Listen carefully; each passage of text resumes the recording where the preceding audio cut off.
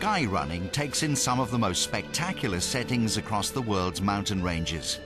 Now in its fourth year, the Boof Skyrunning World Series sees the world's top altitude athletes compete in 5 different countries, in 7 official races.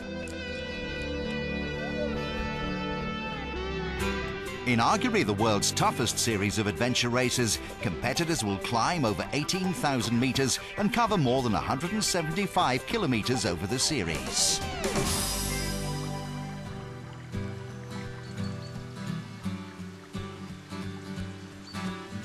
The picturesque hillside town of Vegama in the Basque region of Spain is the venue for the 7th and final round of the 2007 series. The people of the town are proud of their surroundings, and their lives are intertwined with the environment. They also have a keen attitude to sports, and the biggest annual occasion for the locals is the Sky Race. Its organizer is Alberto Ayerbe. More than the running aspect of it, in this area there's always been a very old tradition relating to mountains. When the Vegama Marathon came into being, it brought with it an explosion of interest here. And a large number of Basque runners came on the scene, who became extremely good. The enthusiasm for the sport in the region guarantees large crowds and a competitors list of more than 400 runners. In the recent past, Skyrunning's been dominated by the likes of Agustí Roch of Spain, but the emergence this year of his 19-year-old compatriot Kilian Jornet has been refreshing. For many years there's been a tradition of running races that take place in the mountains, and Agustí Roch has been world champion 3 times. He served as a kind of model for all of us to follow, and now a new generation are coming out who are following in Agustí's footsteps, and we're really taking the sport forward.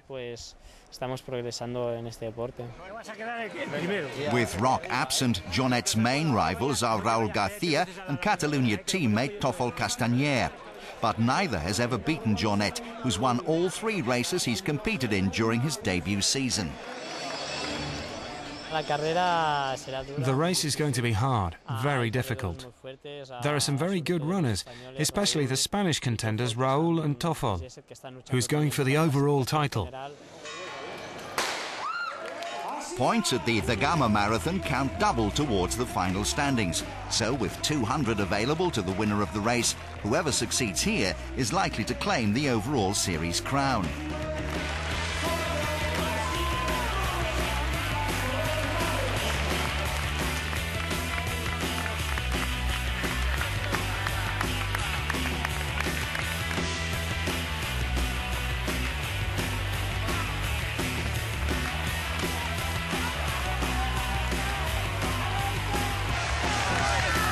As competitors begin the first ascent, Castañer, García and Jornet are among the leading breakaway group.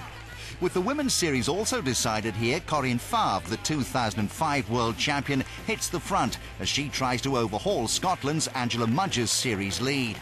The highest point in the race is the peak of Aichuri, 1,500 metres above sea level. It's also the point where the leading group in the men's race is reduced to just Kilian Jornet and Raúl García.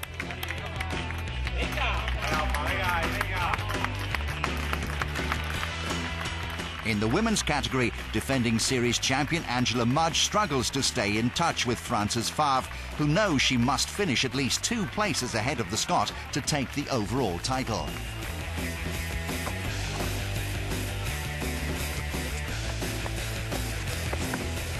Competitors must combine physical stamina with careful negotiation of some challenging terrain over the Aizcorri mountain range.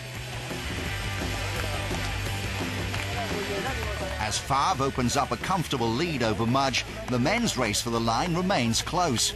As the final descent begins, just a few seconds separate the 2 front runners, García and Jornet. Favre continues to stretch her lead as the leaders in the men's race battle it out.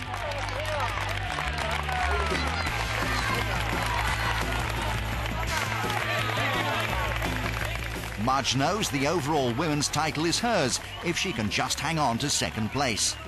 Jornet manages to hold off Garcia to seal the overall World Championship and becomes the youngest winner of the Boof Skyrunner series. The truth is, it's the first year I've competed at this level, and I didn't expect to even be qualifying for these races, so it's gone pretty well. Next year I hope to do it again, without a doubt. The people here are wonderful. The warmth of the public makes you want to be here.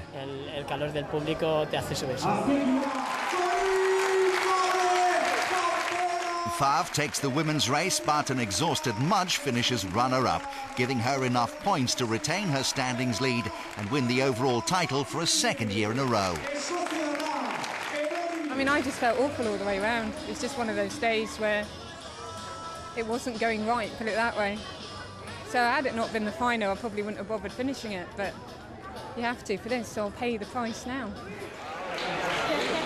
While doubts remain about the 37-year-old Mudge's future in the sport, Kilian Jornet looks set to dominate skyrunning for years to come.